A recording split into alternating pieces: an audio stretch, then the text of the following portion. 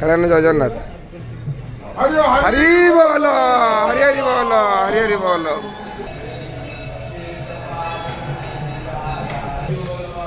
हरि बोल हरि हरि बोल हरि हरि बोल हरे ओम वेद शिव शिवो वेदो वेदध्यायै सदा शिवो तस्मात् नित्य प्रयोक्तेन वेद एव सदा पठेत् हरिः ओम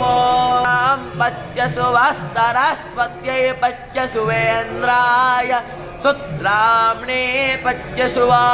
पारीतो सिञ्चता सुतगुस्तोमो या उत्तमग्नो हविः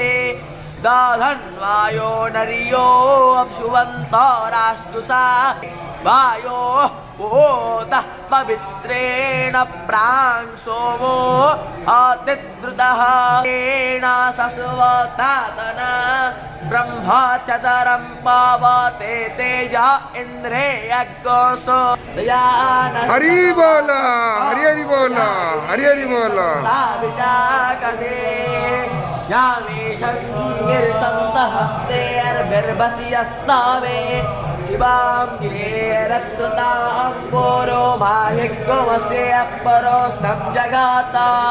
शिवेन वचो सात्वा गिरिसाच्चा वदामसे यथा आनस्तरवामिज्जगादाय क्षमक्वस्सुमना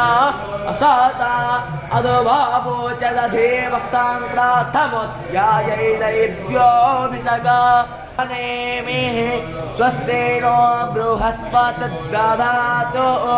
नाभ्या आसीदन्तरिक्षगो श्रेष्ठेभ्यो लोका